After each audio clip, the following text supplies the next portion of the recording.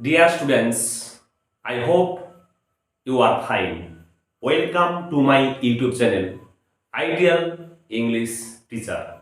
Today, I shall teach textual grammars. HS Textual Grammars. HS English Grammar Practice Set 8. Look at the board. Let us start. HS English Grammar Practice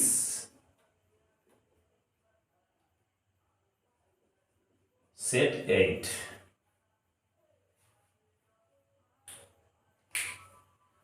এর আগে অনেক grammar তোমাদের practice করেছি, যে গ্রামারগুলো পরীক্ষাতে আসার সম্ভাবনা প্রচুর রয়েছে। আজ কিছু ইম্পর্টেন্ট গ্রামার নিয়ে চলে এসেছি। আজকে যে গ্রামারগুলো আমি প্র্যাকটিস করাবো, আশা করি পরীক্ষায় 100% কমন আসবে। আজ 29 থেকে আমাদের শুরু হবে। দেখো 29. This thought occurred to the jar. Full stop. First sentence, this thought occurred to the jar. Second sentence, he had it proclaimed. He had it proclaimed throughout his kingdom. Clear? This thought occurred to the jar. First sentence, second sentence, he had it proclaimed throughout his kingdom.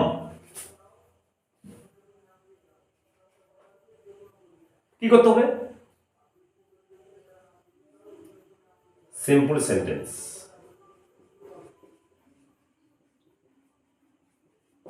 Make it a simple sentence. দেখো, very very important grammar. Simple sentence করার ক্ষেত্রে কিছু নিয়ম রয়েছে। Simple sentence কিভাবে করা হয় আমি কটা নিয়মের কথা বলছি, তোমরা মাথায় রাখবে। By using participle. পার্টিসিপল তিন প্রকার: present participle, past participle and perfect participle. So by using participle, by using infinitive, by using gerund, by using nominative absolute, by using noun in apposition, by using an adjective, by using an adverb or adverbial phrase. Clear? তাহলে কোনটার সাহায্যে আমরা করব? দেখো, যে কোনোটা clue থাকবে। দেখো, তার আগে বলে দিই, এই দুটো সেন্টেন্স কোথা থেকে নেওয়া হয়েছে? these sentences have been taken from 3 questions. তাহলে 3 কোশ্চেন থেকে এই দুটো সেন্টেন্স নেওয়া হয়েছে। এই চিন্তা অকাট মানে কি? উদয় হয়েছিল। টু দি জার, জারের মধ্যে মানে রাজার মধ্যে এই চিন্তার উদয় হয়েছিল। আর উদয় হয়েছিল বলে হি হ্যাড ইট প্রক্লেমড, সে এটাকে ঘোষণা করেছিল থ্রু আউট হিজ কিংডম, তার সারা রাজ্যে সে এটা ঘোষণা করেছিল। দেখো, খুব সহজে আমরা কিভাবে করব? দিস থট, প্রথম বাক্যের সাবজেক্ট কি? This thought. দেখো, প্রথম বাক্যের সাবজেক্ট দিস থট, দ্বিতীয় বাক্যের সাবজেক্ট কি? হি। তাহলে প্রথম বাক্যের সাবজেক্ট দিস থট, দ্বিতীয় বাক্যের সাবজেক্ট হি। তাহলে টু ডিফারেন্ট সাবজেক্টস। আরেকটা জিনিস খেয়াল করো, এই চিন্তাটা উদয় হয়েছিল, এটা হচ্ছে কজ মানে কি? কারণ। তাহলে প্রথম ভার্বটা হচ্ছে কজ, আর দ্বিতীয় ভার্বটা কি? হি হ্যাড ইট প্রক্লেমড মানে কি? ঘোষণা করেছিল।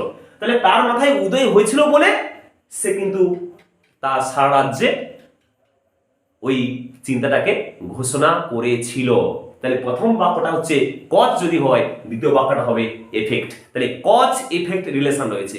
তাহলে কোন গ্রামারে দুটো বাক্যের সাবজেক্ট আলাদা হয় এবং কজ ইফেক্ট রিলেশন থাকে।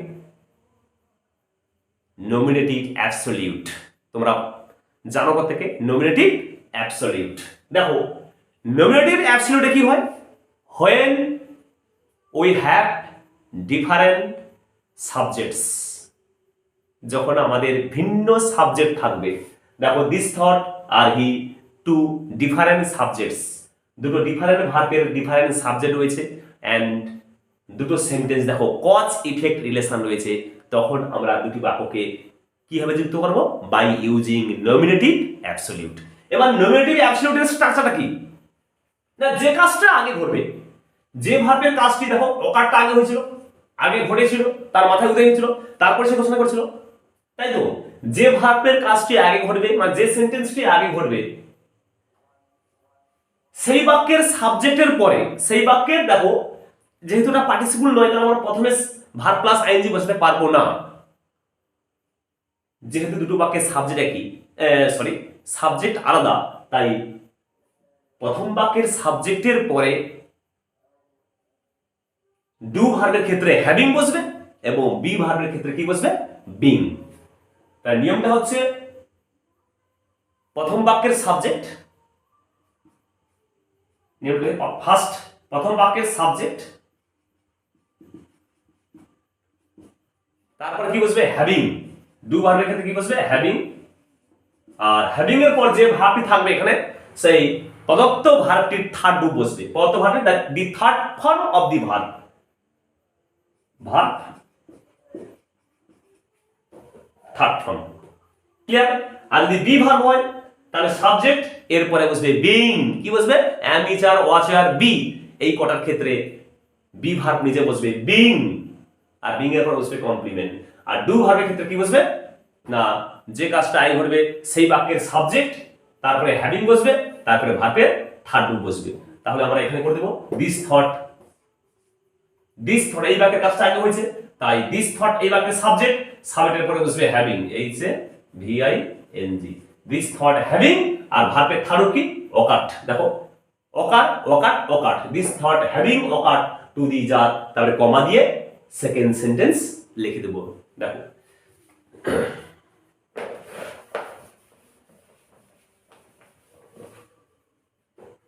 this thought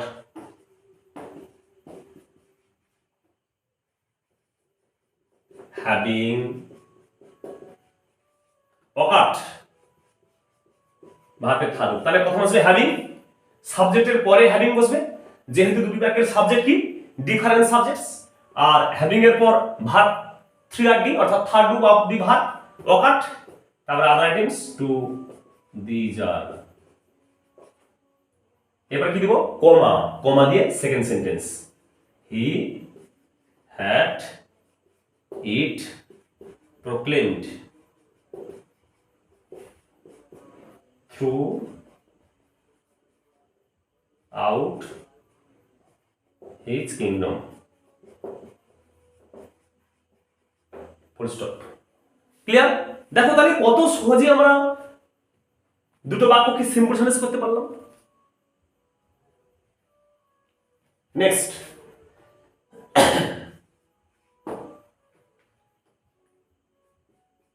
he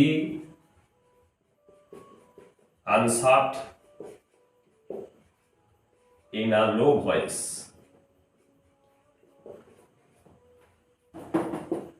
make it negative।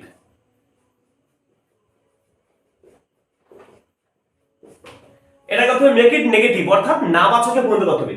He answered in a low voice, সে নিচু স্বরে উত্তর দিয়েছিল, সে নিচু স্বরে উত্তর দিয়েছিল। ক্লিয়ার? দেখো নেগেটিভ করার সময় আমি আগেও বলেছিলাম, অ্যাফার্মেটিভ থেকে নেগেটিভ বা নেগেটিভ থেকে অ্যাফার্মেটিভ করার সময় তোমাদের যে জিনিসটি খেয়াল রাখতে হবে কি না, বাক্যে কোনো একটা ওয়ার্ডের অপোজিট ওয়ার্ড করা যায় কিনা, অর্থাৎ বিপরীত শব্দ। তাহলে ওয়ার্ডটির অপোজিট ওয়ার্ড করে দিবে, আর যে ভাবটি থাকছে তাকে নেগেটিভ করে দিবে।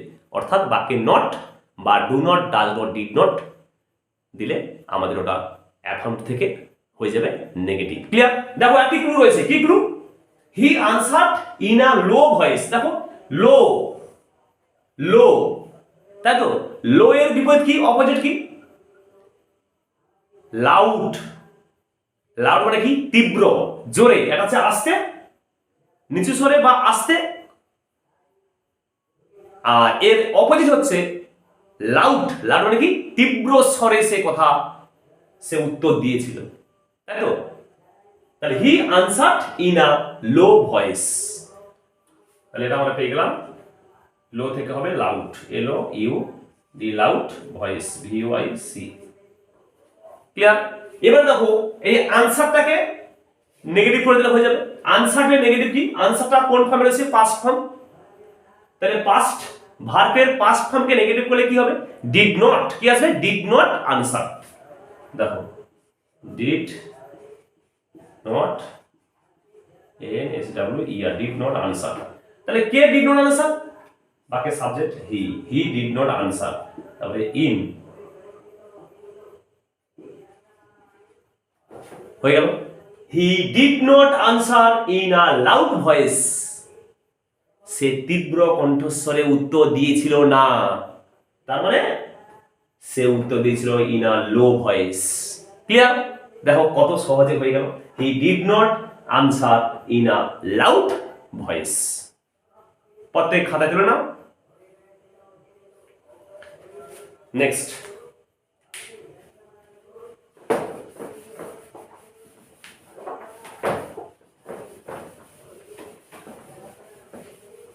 এরপরে it was a safe remark. It was a safe remark, এটাকে করতে হবে use the noun form of the word safe.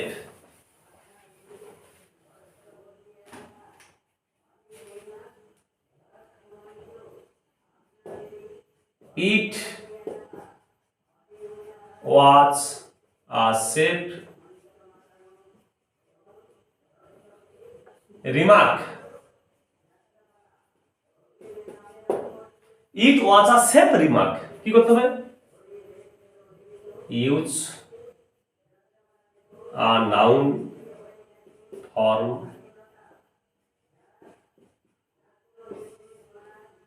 Of safe. তাহলে সেফ এই যে ওয়ার্ডটি রয়েছে, এই ওয়ার্ডের নাউন ফর্ম করে পুনরায় বাক্যটিকে লিখতে হবে। দেখো এই গ্রামারটার নাম হচ্ছে interchange of parts of speech. Interchange of parts of speech কিন্তু এটা ক্রিটিক্যাল, ঠিক আছে? এটা আমাদের টেন্সের সাহায্যে করতে হয়, একটু চেঞ্জ করতে হয় বাক্যের মধ্যে, কিন্তু নো টেনশন, সমস্ত ডাউট ক্লিয়ার হয়ে যাবে আজকে। এবং এর আগেও আমি করেছি। দেখো সেফ এইটা কোন পার্টস অফ স্পিচে রয়েছে আগে খুঁজে বের করো। ইট ওয়াজ এটা ছিল আ সেফ রিমার্ক, এটা নিরাপদ মন্তব্য। This line has been taken from the eyes have it. Safe এটা ছিল একটা নিরাপদ মন্তব্য। দেখো এই রিমার্কটা কি? নাউন, তাই তো? তাহলে নাউনের আগে বসে তার দোষগুণ প্রকাশ করছে, তাই এটা হবে অ্যাডজেক্টিভ। কি হবে? সেফটা অ্যাডজেক্টিভ। তাহলে সেফটা এখানে রয়েছে অ্যাডজেক্টিভ। এই সেফটাকে কি করতে বলেছে? নাউন ফর্ম ব্যবহার করতে বলেছে। তাহলে সেফের নাউন ফর্ম কি? আমরা প্রত্যেকে জানি সেফটি, নিরাপত্তা। Safety, S A F E T Y, এটা হচ্ছে নাউন। তাহলে এই সেফটা আমরা তুলে দেব, যে অ্যাডজেক্টিভ রয়েছে সেই অ্যাডজেক্টিভটা আমরা কি করব? তুলে দেব। তাহলে ইট ওয়াজ আ রিমার্ক। কিসের রিমার্ক? নিরাপত্তার রিমার্ক। পজিশন আসছে, তাহলে অফ সেফটি। রয়ের উচ্চারণ হলে কি হয়? অফ হয়, অফ সেফটি। দেখো কত সহজে হয়ে গেল আমাদের। ইট ওয়াজ আ রিমার্ক, কিসের রিমার্ক? নিরাপদ মন্তব্য। কিসের মন্তব্য? নিরাপত্তার। যখন এটাকে নাউন করে দিচ্ছি, এটা উঠে যাচ্ছে, তখন হয়ে যাচ্ছে নিরাপত্তার মন্তব্য। It was a remark of safety. দেখো it was a remark of safety. Clear?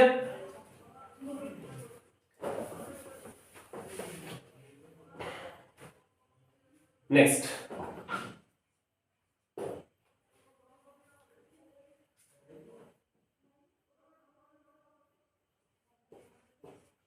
she had the sparkle of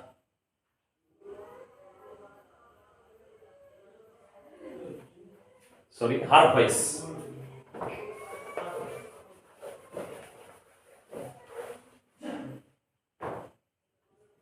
Her voice had the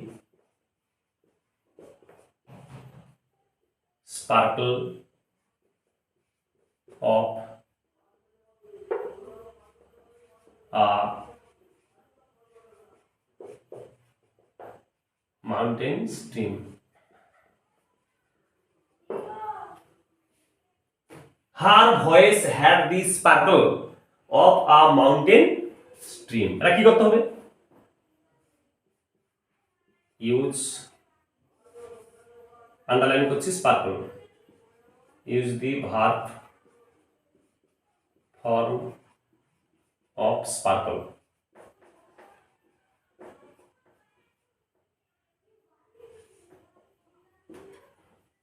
দেখো, use the verb form of sparkle. স্পার্কলের ভার্ব ফর্ম করে পুনরায় বাক্যটাকে লিখতে হবে। আন্ডারলাইন করেছে sparkle.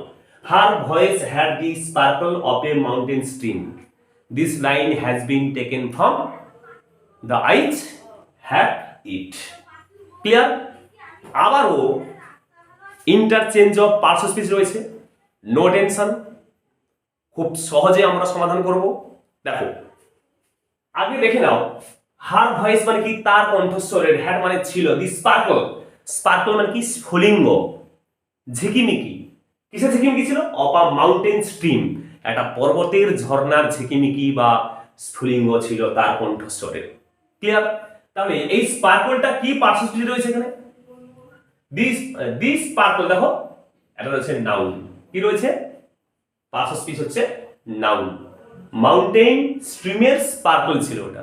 এটাকে কি করতে বলেছে? Verb form. তাহলে স্পার্কলের ভার্ব ফর্ম কি? স্পার্কলের ভার্ব ফর্ম কিন্তু স্পার্কল। যখন নাউন ছিল তখন তার অর্থ হচ্ছে ঝিকিমিকি বা স্ফুলিঙ্গ, কিন্তু যখন ভার্ব হয়ে যাবে স্পার্কল, SPARKLE, স্পার্কল মানে কি? ঝলমল করা।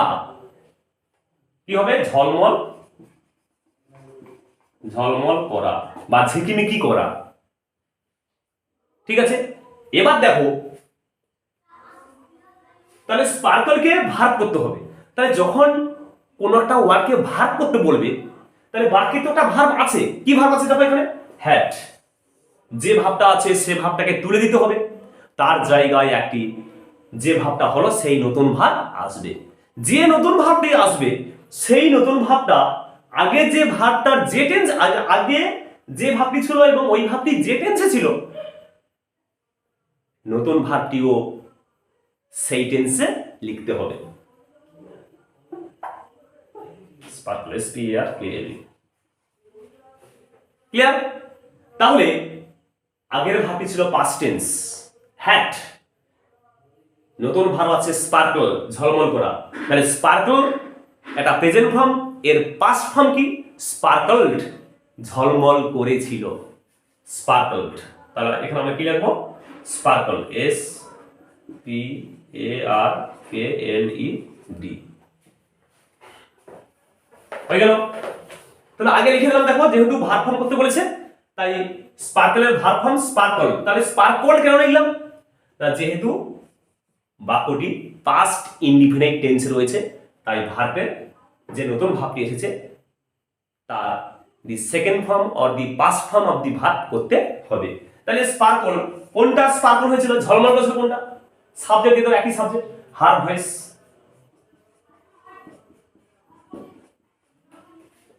হার ভয়েস স্পার্কলড, তার কণ্ঠস্বরটা ঝলমল করেছিল। দেখো, এবারে দেখো, তার কণ্ঠস্বরে ছিল the sparkle of a mountain stream, mountain স্ট্রিমের স্পার্কল ছিল, আর তার কণ্ঠস্বরটা ঝলমল করেছিল বা স্পার্কল হয়েছিল কার মতো? একটি মাউন্টেন স্ট্রিমের মতো। তাহলে মতো এর ইংলিশ হচ্ছে লাইক,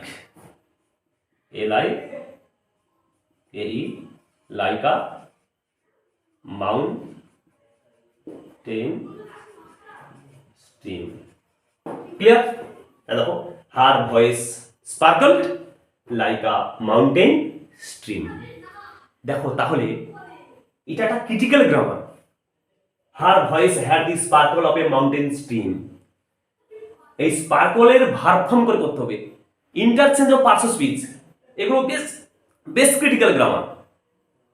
কিন্তু ক্রিটিক্যাল হলেও আমরা কিন্তু খুব সহজে সমাধান করে নিচ্ছি। কিভাবে? দেখো, ঠিক এইভাবে সমাধান করতে হবে। এভাবে সমাধান করলে তোমরা কিন্তু খুব সহজে বুঝতে পারবে। আগে স্পার্কল এর নাউন রয়েছে, এর ভার্ব ফর্ম কি না ভার্ব ফর্ম অফ স্পার্কল। তাহলে ভার্ব ফর্মটা কোন টেন্সে লিখবো না এখানে ভার্বটা কি আছে, যে ভার্বটা রয়েছে সে ভার্বটা উঠে যাবে, তার জায়গায় একটি ভার্ব বসবে, নতুন ভার্ব।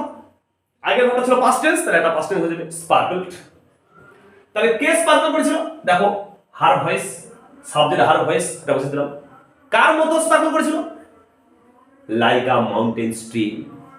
এই অফ কিন্তু হবে না, আগে কিন্তু নাউন ছিল তাই অফ হয়েছে, কিন্তু এটা যেহেতু ভার্ব হয়ে গেল তাই এটা কার মতো? একটা মাউন্টেন স্ট্রিমের মতো স্পার্কল করেছিল।